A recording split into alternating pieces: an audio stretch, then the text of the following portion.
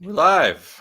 There we go. I was gonna wait to see how long you would say wait until maybe I said we're live, but you said it I said instantly. it. I'm with it, man. You're on top of your I'm on game. top of things. Yeah, I'm doing all right. Are you doing okay? I'm Are doing you, okay. are you mentally doing okay? I'm mentally aware of what's going on around me, so that's about as much as okay as I am. I hope everybody viewing our show is mentally okay. I have something. If you're feeling stressed, Yes. Well, let me turn our brand on. Hold before you start saying things, we need to be represented correctly. Boom. Now we're live. if you're getting upset and frustrated Uh-huh. with the sort of bland lifestyle that we're all living at the moment, What can they do, Mitch? it's easy to forget to breathe. Just breathe. Have you Just been breathe. meditating? No, as soon as you get flustered, you feel like you're getting cramped, you're getting cooped up. Just like stand up. If you don't have an Apple Watch to remind you to do these things, just like stand up and breathe sometimes. Apple Watch is probably everyone's least favorite thing right now because it keeps yelling at them like you're not moving enough. You usually do 12,000 steps a day. Right? Why are you only doing true. 2? Well, I was when we went to when I went through the Chick-fil-A drive-through, I wore a mask because the last people I want to get sick are the Chick-fil-A workers. It's like your last line of like, what will you eat if they get sick? They are feeding me and the rest of the world. But the Face ID on phones doesn't work when you have a mask on. Yeah. I was like, wait up, blow it, Apple. You didn't expect this, did you? That's why I still have my home button. I'm about that home button life. I do miss the home button. So I do miss it. Anyways, we have a couple of things to talk about that are relevant to photography still. There's an update to the Sony A9 II, the second one, the A9 Mark II, that it has a flicker reduction thing. We'll get into that in a second. But the big deal is if you are aware of how the Canon mirrorless cameras work, the EOS R, actually I think that's the only one that does it. The EOS R, when you shut the camera off or when you release a lens, even when it's on, which you're not supposed to do, but if you do, if you take it off, it will close the shutter and kind of form a barrier between dust and the sensor, which is nice because that's what most people are used to with a DSLR because you've got a big mirror in front of your sensor. The Sonys have never had that. They've never had anything like that. And now the A9 II, they wrote that in with software, which means they could do it to every camera. But we're waiting for you, Sony. Yeah, it's only on the A9 Mark II, which I don't think they would bring that to any of the older bodies because do you think they'll bring it to the 4, the A9? Maybe the R4. Sorry, the A7 R4. I think they might bring it to the R4 because it's the same body and they probably still want to sell that one pretty well. Mm-hmm. And it would be another reason to buy the R4 over the R3. Because the R3 is still, it's a great camera. The money, My girlfriend's been on this giveaway kick. Well, all of her friends are too. So they're like trying to win stuff. Like she won a $50 gift card, and then she won some leggings, and she won something else. But I just signed up for one giveaway, which I know I'm not going to win, but I wanted to win an A7 R3. And so like Moody Portraits and Sony Alpha and some other brand on Instagram are giving away this camera. Not that I need a camera, but I would turn around and probably sell it, but for some money. But I was looking at like, man, the A7 R3, which I still So I upgraded to the A7 R4. I think I like the 3 better still. Really? The 4. Is it just because of the file size? Yeah, I just like the smaller file size. The 60 whatever megapixels is just maybe too much for me. I think that was rumored to be coming as an update, and I think that's almost maybe why there isn't one yet. Because usually they release these updates for all the different bodies at the same time. Yeah, with some sort of improvement like that, and I think that might be a reason why. Because I remember when that camera first came out, that was easily the number one complaint amongst everyone is just how massive the file sizes were, and it's still the number one complaint. Yeah, if I could just kind of shrink them, if I could shoot medium raw, even small, if medium raw gave me the same file size as like an A7 R3, like I'd be pumped because I just don't need 60 whatever megapixels. Well, if you use compressed raw, it's a little better, but it's still I think compressed raw is still somewhere around like 60 to 70 or something like that megabytes, and then uncompressed is 120. But the good news is that what's his face can stop complaining if he bought an A9 Mark II right now about the Sony sensor dust shutter problem. Oh, Tony Northrup. Tony Northrup. Gosh, He's probably a pretty nice guy, but man, yeah, he just kept complains complaining a lot. But maybe who knows? Maybe his complaining really like made them start. You know what? Yeah, he does have a large audience, so you could credit him with the complaints are. Hold on, it's not a camera shop talk live with Englewood camera audience. All right. But it's close. Yeah, that's true. We are a little more influential than them, clearly. Yeah. Although what was the other thing they did? They added so sometimes with electronic shutter, and also on mechanical shutter. This is not only electronic shutter. I know there's a misconception that electronic shutter is the only thing that gets you into trouble with banding and unique lighting that has refresh rates that are difficult to capture at certain shutter speeds. But they made an update, or in the same update with the A9 Mark II, if you're using the electronic shutter, it can finally adjust the shutter speed, probably not much faster or slower than what it's actually set to. Mm-hmm. But if you're shooting like LEDs or some sort of weird signage at like a sporting event or something like that, like maybe what's a sporting event? Yeah, that's right. Those don't exist anymore. Maybe you're shooting a massive pandemic going on and there are screens and you don't want the screens to look weird. Right. And so it will adjust to the shutter speed based off of the refresh rate, I believe, of those screens. I'm not sure exactly how it does that. It seems a little weird, but it's cool. I don't think I saw any examples yet of if it works or makes that big of a difference, but I would imagine it would, because it's all based on shutter speed anyway. Because I have these LED smart bulbs at home. Yeah. They're like called LifeFix bulbs, and they've got like a really gnarly refresh rate. Anything above a 60th of a second, and I get some horrible banding if I shoot like a white wall. Yeah. Regardless of if I use electronic or mechanical shutter, I get this banding. But it is worse with the electronic shutter. I see more bands with the electronic shutter, but I get the same thing even with mechanical. So, but that's cool. I'm glad they're doing that. So. When I used the A9 II at the Pepsi Center to shoot a hockey game, I didn't have any banding issues, and they have all LED lights, right? But I had really bad banding issues when all the lights were off and they were using their spotlights. It was really weird. It was just like, and I was like, this is crazy. Yeah, it's rare. Right. It's rare to run into it, but when you do, it's like, gets super frustrating.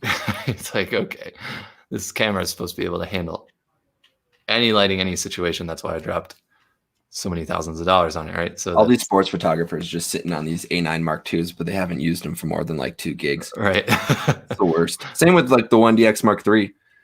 There are a lot more A9s though. It just Sony's in general, I guess I'm saying, but probably mostly A9s showing up, since really the only like live thing to watch right now are these White House press conferences. But the photographer is almost always using an A9 or something like that, because it doesn't silent shooting. Yeah, it doesn't make any noise. Right. Which is nice. I would turn my shutter volume all the way up. Just be that guy in the White House press conference. Well, the 1DX Mark III does silent shooting at 20 frames per second too, right? Right. And in a situation like that, like a press conference or something like that, there's probably not. I don't think it has the same readout speed as the Sony, so it probably still has some distortion with like really fast-moving subjects like helicopter blades or something like that. But in a situation like that, it's probably fine. And like, actually, hey, Trump, slow down, buddy. You're moving too fast. When I used that X100 V, that had an electronic shutter feature, and one of my favorite things about the A9 actually is that it goes to a 32,000th of a second, right? And which is something that like I feel like I would really sorely miss if I had a camera that didn't have that. And one of the kind of bummer things about the X100 is that the mechanical shutter, which is cool because it's a leaf shutter, but the mechanical shutter only goes up to a 4,000th of a second. And it does have a nice ND filter built into it that'll help you with that, but it also you have to turn it on. I think there's an auto mode, but it's still like, it'd be easier if you just crank up your shutter speed a little bit faster. Yeah. But then I checked out the electronic shutter feature on it, which I figured was just going to be useless compared to what I was used to with A9. I was like, I don't know why it's going to be as good as A9, but it went up to a 32,000th of a second.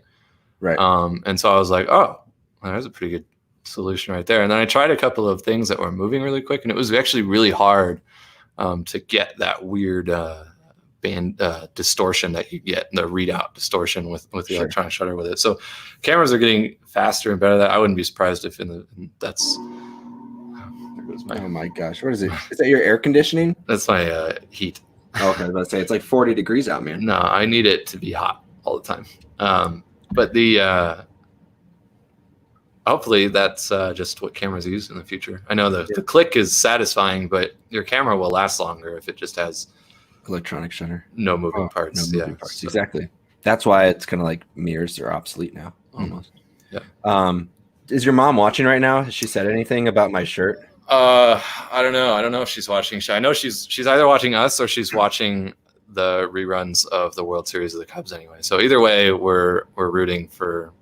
I mean, if someone was just starting to watch this and I didn't have my Rockies hat on, you would think the show was in Chicago, right? Yeah, but I was born on the North Side. I was raised a Cubs fan. Cried a little in 2016 when they won the World Series, and your mom gave me a hard time yesterday about never wearing any Cubs stuff, and so I wore my old Cubs shirt today. Go Cubs. And that's also why we can never end the show on time, is because technically you have Midwestern blood and we can never say goodbye. That's true. That's like basically I'm just standing at the doorway and we're just continuing to talk. Yeah. Hand on the doorknob and you got like 1 foot out, 1 foot in. Oh, there's my mom. There we go. Wardrobe upgrade tonight, Kyle. There we go. And continue to applaud. Thank you. I did it for you. Actually, I had to go find this shirt because it wasn't where it was supposed to be. So I was like digging through. I'm moving in 2 weeks, so I'm starting to like kind of couldn't find it. Moving is a pain. Tell me about it. Moving is a pain. I hate moving. I've moved like 6 times in like 5-6 years. So it's not my favorite thing to do. It's not looking to it. But those are kind of the Sony things. We had one more Sony thing, right? It was the lens. We talked about that 70 to 180 Tamron with Mark when he was on, and cool lens, really cool concept with Tamron, the way that they make their lenses right now for E-mount. But there hasn't been a lot of like really anything to look at, online about like any kind of like sample images or anything to see. Like, usually if you want to or buy a lens or you're interested in buying a lens, you like do hours and hours of research on that lens until you buy it, because you're usually about to drop upwards of $1,000. Right. And so there's a first video I think that I've seen on it, that other than there's one like German channel that had a video on it, but I can't understand what they're saying because it's all German. But it seems like a good channel, but it's German. But Manny Ortiz is he's a Chicago. Yeah, he's from Chicago. He's a Sony. Is he a Sony ambassador? He was. What happened? They go through these guys like, Well, I think it's just the how constricted their opinions can be. Obviously, they can't say anything really bad, and they probably aren't allowed to promote or talk about anything that isn't Sony. Right. As far as I know, I think he made a whole video about why he left the ambassador program, or the Sony. Is it called Sony ambassadors, or is it called like Sony artisans? I think it's ambassador. Oh yeah, artisans. Yeah, Sony artisan. So I think if you're like a YouTuber, trying to make money, you have to it'd be hard. What you feel. Yeah, it'd be hard to do that. It's difficult when you're like, if we came on the show and we were wearing Sony hats and we were talking about other cameras, it'd be a bad look for. Yeah, it'd be hard to know. So I don't really blame him for doing that. I also don't blame him for doing it and then leaving, because I'm pretty sure if I was a YouTuber and a brand contacted me and said, hey, we'll fly you out to all these events and give you tons of content to make, I'd be like, yeah, duh. But I guess if you get to a certain point, or you do have an audience, maybe it's worth it to leave. So, but anyways, he made a video comparing the 70 to 200 2.8 G Master, which is like a $2,500 lens. Good lens, but it's expensive. And then the new 70 to 180, which would be its main competition at the moment, I guess. And so because that lens is like $1,200. Yeah. So it's much less. Right. So and much lighter too. But he compared them side by side, and it's probably a good idea to go check that video out. Maybe we can post it. Hold on, let's post it in the comments. I'm gonna post it in the comments here real quick. If you are into watching a lot of YouTube videos, that's actually a nice channel. I like Manny Ortiz. He's entertaining. You like it? You like him? He's a good dude. Yeah, he's funny. He's not too stale. There's another channel, Evan Ranft. Mm-hmm. That's how you say it, RANFT. Right. He's got a good channel too. He does I like the channels that go into they talk about their failures a little bit more than they do their successes, because you're going to fail a lot more than you succeed in photography for sure. So it's good to know you're not the only one. Seeing everybody's amazing work all the time and only that can get pretty discouraging. So I love when people show their mistakes as well. There's a whole channel on Twitter. It's called Missed Photo, and it's like it's started by some sports photographers, and it's basically just like umpire and referee butts in front of like their great in front of these awesome moments. And so, but if you want to check out like missed focus stuff, then that's definitely something to see. Mike McKillop's in the house. Mike, we do talk about Sony kind of a lot, but they're releasing stuff a lot of times. So Canon we're excited about Canon.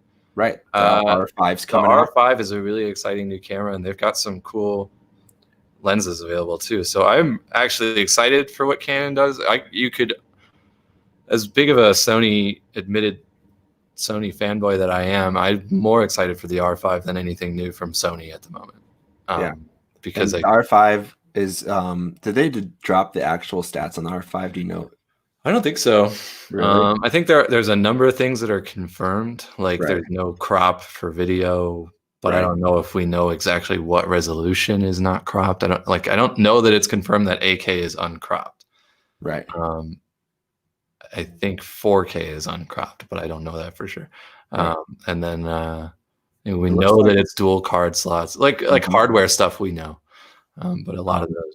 In-body stabilization up to 12 frames per second with a mechanical shutter. Well, the in-body stabilization thing too, I think, is unclear. I don't know that I'm on B&H right now, so they think these are kind of they're skeptical, but they're kind of saying like this might be it. But Mike does a lot of like real estate and stuff like that. He's hard on his cameras, aren't you, Mike? But not hard. They always look really good, but there's always a bunch of clicks on them. And so the R5 is probably going to be closer to like what you get with like a 5D Mark IV or a 1DX.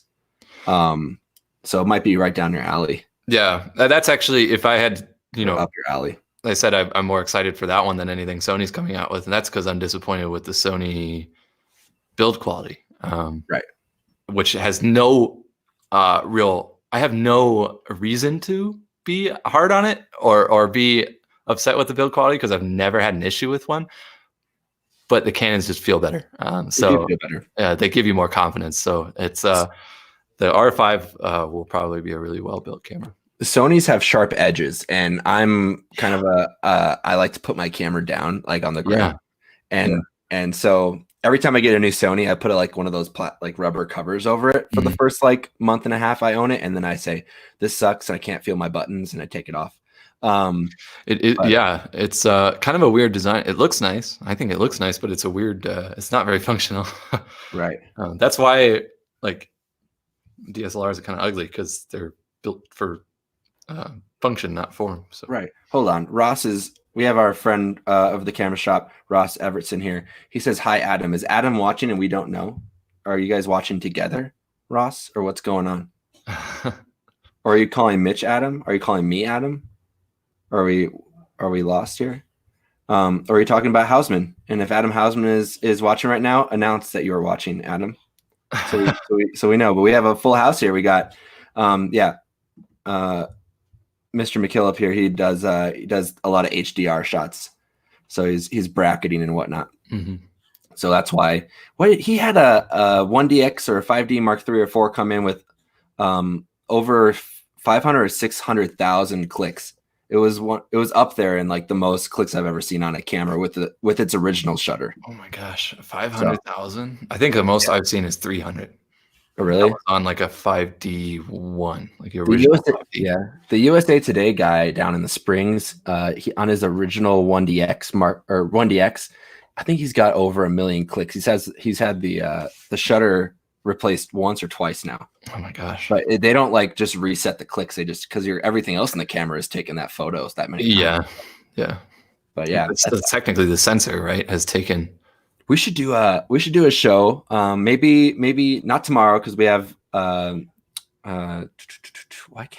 so bad with this about remembering who's coming on. But we have I can't remember. Oh, that was Mark Stein. Is Mark Stein? No, Mark Stein's coming on Friday. Oh. So he's going to talk kind of like he's going to talk about film, but we also have 8x10 film photographer coming on tomorrow. And why can't I find him? It's been a long day for me or whatnot. So I will figure it out later. But yeah. Oh, that's why, because I put it in my personal inbox. I've been doing business on both ends of Instagram, the camera shop and oh man, it's gonna take forever to find. Yeah, Instagram's not very kind about having. Oh my god, too. I hope he never watches this and say, "Man, Kyle can't remember who I am." But it's Alex Burke. Alex Burke. He's an 8x10 photographer. I forgot his name yesterday too. I feel like a complete loser. I'll remind him that you forgot. Yeah. But Alex is gonna be on tomorrow. But we should do like a post your shutter count below and see who has the highest shutter count. Yep. And there'll be a $25 gift card awarded to whoever has the highest shutter count. But don't go taking like 900 photos a day until we do that episode. Yeah, don't just like don't do a 3 million shot time lapse between now and tomorrow. But maybe we'll do that next Monday. Next Monday. So you have everyone who's watching, and we'll announce it for the rest of the week. Everyone who's watching has until next Monday to figure out their shutter count, but don't do it until like Sunday night or something like that. And then during our video, you can post what your shutter count is. You have to do a screenshot though, and we'll post where you can get your shutter count and everything. Yeah. Remember that a shutter replacement for a high shutter count is a lot more than a $25 gift card. So exactly. So don't even want to win this. Yeah, you don't want to win this, but if you do, props to you. Because it costs like $600 or something like that to replace your shutter. It can, depending on what kind of camera can cost that much. It can cost. I think a 1DX shutter costs like $600 before like pro services. Those are the cameras that are worth it to do though. Right. Because the camera is like $7,000, so $600 is nothing compared to the cost of the body. But if you have a T3i and you need a shutter replacement, it's not. Yeah, just buy a used T3i or upgrade. Not you know? I was also thinking maybe we should teach people how to clean their own shutters or clean their own sensors. Yeah. I just don't want to be like I don't have any of the stuff here. Neither do I. I have this the clean. We could go to the shop and get the stuff. Oh no, I do have the stuff. We'll put it in the I've got dish soap. What? And then I just have to do the dishes, so I clear some room in the sink so I can put it in there and scrub it down. But you're leading the people down the wrong path. And then in other photo news, I thought we're always kind of looking for new film to shoot at the store, and maybe you are too if you're watching. Especially Adam if you're watching, because supposedly you've been called out by Ross. And Ross shoots film too. But Lomography announced a new film, and it's a high dynamic range, ISO 13. It's called Babylon. It looks pretty sweet. So here, I'll link the Petapixel article in the comments below. But it's pretty. It looks pretty neat. It looks like nice high contrast film. So yeah, film. Boom. Thanks, Ashlyn. Film is fun. Film is fun. I'm running out of film, but I've been shooting. I'm still shooting that weird FK the blue the blue tinted film. Yeah, I'm interested to see how that turns out. I'm still excited for that 4x5 photo of your roommate. And then I need to hit up Denver Digital Imaging and see if they're, one, open, and two, if I can drop off the film. Does anybody in the comments shoot with Cinestill, the tungsten? Yeah, we had some of that. That's like my favorite thing now. Are you do you still have film rolls of that, or what? No, I ran out of that. I just have like half a roll of Portra 400 left, but we're running low. We're right near the store today too. Didn't get any. Oops. Chad wants to know if the shop is still taking in film for processing. Right now, Chad, we are not, because we don't have enough film coming in to keep the chemistry fresh. So I think they emptied the machine. But hopefully. Yeah, hopefully soon. Well, we will be very loud about when we. Oh yeah, when things start going, like we're gonna make sure y'all know. So maybe I don't know if we still do this. Then they're not. Ashton says Denver Digital Imaging is not open either. So looks like my 4x5 film's just gonna sit in the holders. I have a bunch of holders though, so I can keep shooting.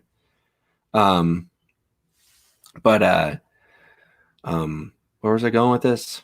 Oh, when we open, we should keep doing a video like this. Maybe not every day, because we'll be a lot busier with other jobs and stuff. But it'd be fun to keep doing something like this at least once a week. So, we have a whole studio set up there, which we were doing a YouTube channel for a while, and we have a whole studio set up to do stuff like this. So hopefully we'll get more creative with the content in the future. So, and hopefully, hopefully everything goes back to normal, right? Right. At some point. I don't know. Or have to like mic up your mask. Hi, this is Mitch with Englewood Camera. That's not what you're gonna sound like with the mask. I'm just kind of a live photo critique would be fun. I would love to do that. I like that into some hot water. I don't want to like offend anyone. No, I love to critique photos. In fact, we talked about when we first started this podcast, we talked about having a hashtag at the end of maybe every week or something like that. And we would go over the pictures that you post on Instagram, or Twitter, or wherever, and just kind of talk about what we like about them. So sure, maybe just use hashtag Englewood Camera and maybe mention something about wanting to be critiqued. That way we just don't start grabbing random people's photos and tearing them apart. We would never tear someone's photos apart. I got invited. So here's the deal. I got invited to go to the Aurora Photo Club's photo club meetup and kind of be their special judge. And I got to do a little presentation about what kind of photography I do. And I got to show my slideshow of my images and how I cover a baseball game, whatever. And then I got to look at everyone else's photos, which were mostly like slide photos. I had a bunch of different, I'd never been to a photo club meetup, so it was really interesting. But I had to judge things on a scale of 2 to 5 or something like that. Nobody's allowed to get a 1. No. And then I was also told to like maybe be like that 3s were rarely given out. Right. And so there was a lot of, going on in my head looking at all these photos, and I gave out a lot of 3s and 4s. And then I was told by someone that I was the harshest judge they'd ever had come into. No one ever gave that many 3s or 4s. And I walked out of there not knowing if I had done a good job or not. But it was really funny. And so that's why I'm kind of worried to do Man, you were the Simon Cowell of that. Yeah, I was the Simon Cowell. It's a no from me. That's a no from me, yeah. So maybe I'll try to be like the J-Lo of this photo critique and just kind of be like, oh, I like that too. We just like to pull out the things that you're doing well. Right. It's good to hear some encouragement. Maybe we'll point out some things that could be done, or some things that could be improved on. A lot of times it ends up being distractions in the photos.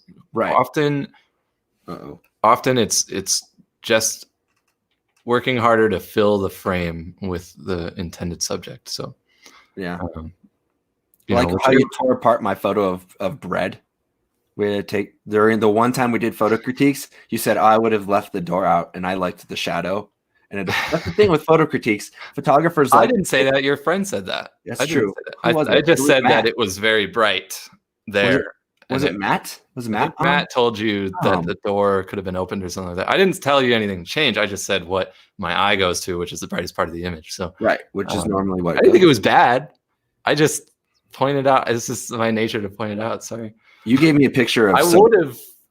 I would have ripped apart your donut photo yesterday, but yeah, the donut photo sucked. You were so upset. Brittany was far too kind when she was like, I like that photo. I'm like, Brittany, you don't like that photo. Trust me. I just wanted to show you that we have food in our house, and I took a picture of it near the window. I wasn't sure the tone of what I was supposed to say there, so I was like, "Did you do this with your phone?" That was like my code. Did you do this with your phone? It was like a low key insult. You're just like. Did you do this with your phone? Wow, not impressed. Cool. Brittany's over there like, this is great. And I'm like, yeah. I'll tell you what I would have done differently with that photo, though, even with your phone. Listen, it's called a snapshot. Yeah, but you had them all stacked up. And that left the donut in the middle too dark. And it was like this gross middle donut. And you should have just left them flat. Oh, okay. That's what phones are good at. They're good at keeping everything in focus. In focus is true. The only thing I've ever I took a photo of cookies with my 4x5 camera with some really good light. And so the only food photography I've really done this entire quarantine has been on a 4x5 camera that I have no idea how it looked. It's probably pretty good. I wonder how forgiving they are. I know nothing about it. I don't know. This is like 8 years expired film too. So 8 years doesn't seem that bad compared to. True. And it's been kept in the freezer, I think. At least Andrew. I hope Andrew's okay. I miss Andrew. He's one of our. I bought my 4x5 camera from like our 86-year-old film shooting customer Andrew, who's never taken a digital shot in his life. Andrew's got to be all right. He's a fighter. Yeah. So, but I just miss seeing him at the shop. He's not on Facebook. I know that for sure. Maybe he is. I have his phone number. Maybe I'll just call him. That's what I should do. So. Tell him I use his 4x5 camera. There's a lot of customers we're excited to see again when we get all back to normal. Don't need to, we all have favorites though. Andrew's my favorite customer. I'm not afraid to say it. I can't say that I have a favorite. I just enjoy seeing people come back. My favorite thing is when people come back and show me pictures that they took. That's true. With a camera that they were maybe unsure if they were going to like or not. So did you tear apart their images like you did my donut photo? No, I don't tear apart people's images. Just yours. Just mine. Because you need help. Because I need help. Just say it. Maybe food photography isn't. Maybe made at home food photography isn't my forte. At least donuts. I didn't not like the bread photo. I just said what. Yeah, I tried way harder on that bread photo than I did those donuts. I just said what could have been better about the bread photo. Sure. Well, I did win that competition though. I had the soap. And the soap. You also won. I showed everyone in my house. All 5. Tough love is still love. It's true. I showed everyone in my house my bread photo and your soap photo, and they're all like, "Whoa, that soap photo is so cool!" Yeah, my bread photo just got like tossed to the side. Yeah, well, you should listen to my critiques, obviously, because I deleted it. I deleted my bread photo. I hated it so much. Oh my god! Yeah. So you're like that professor in college that just never stops. I have no credibility to be a professor in college. I'm probably the most like unaccomplished, but still has some opinions on photography. Look at your mom's even. Your mom donut do food photography. Pam, I wore this Cub shirt for you, and you come with that. Pam has a right to be savage. Yeah. But sweet. Well, tomorrow we've got Alex Burke. I remember his name. So happy. He's a great 8x10. Let's show off his work before we go. This is my not being able to say goodbye. Remember? We haven't hit that point yet.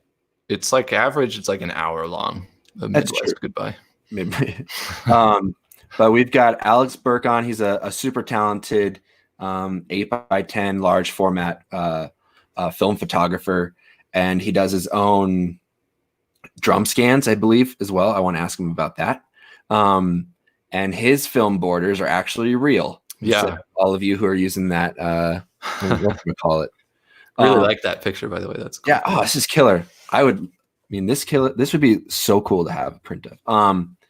It's just like exposed like perfectly. Mm-hmm. There's nothing wrong with this It looks more like a painting than it does a right, photograph. So or some that's fun. crazy kind of composite, but the clouds Yeah. really make it. He's not even here for us to hear us say these nice things about his stuff, but he's gonna be on tomorrow.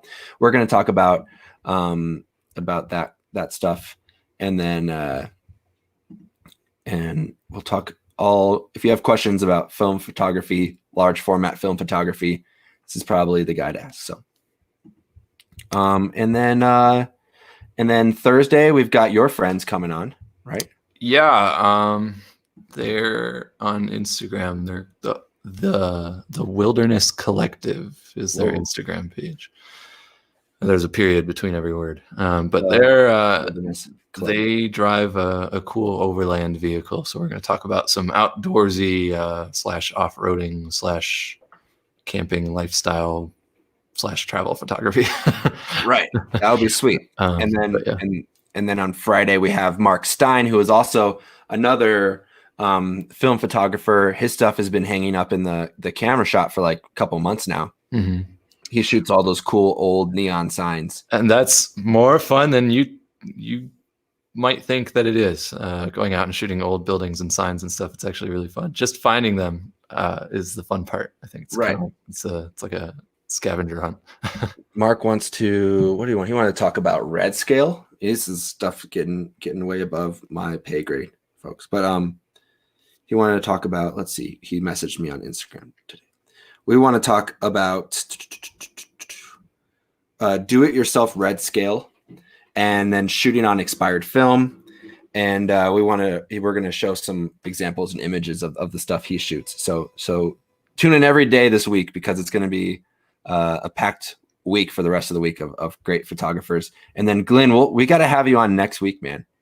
Talk travel portraits. You have to. Yeah, that'd be really fun. You have to add me as a friend, and or I'll add you, since I know what your photo looks like and you don't know what my photo looks like. And we can talk about how to get you on. And we should get Fuji on here too. So better get ready to talk lenses if we're talking travel portraits.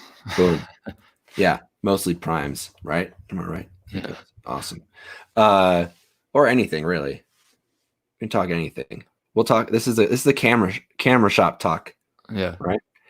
It's inside the minds of the employees of Englewood Camera. This is what we do when there's no people in the store, which rarely happens. It's pretty much exactly what we do. If there's nothing to do and we're just talking, we're still talking about photography. There's a little less.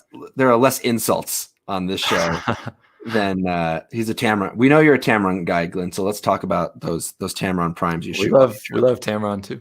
Yeah, and so but yeah, we'll get that done. And this has been Camera Shop Talk. Look, I'm ending the show in a timely manner. Yeah. So the next step in ending the show is saying goodbye. Goodbye. Goodbye, everyone. Goodbye. So long. And catch us same time, same place tomorrow, 5:15 on the Englewood Camera Facebook. And if you're adventurous, go onto YouTube and try to watch us live on YouTube, because we're there too. There we go. I'm gonna click end broadcast now. Is that cool, Mitch? Yeah. So long, everyone. Thanks, Glenn. See you later. Bye. They make you hit it twice.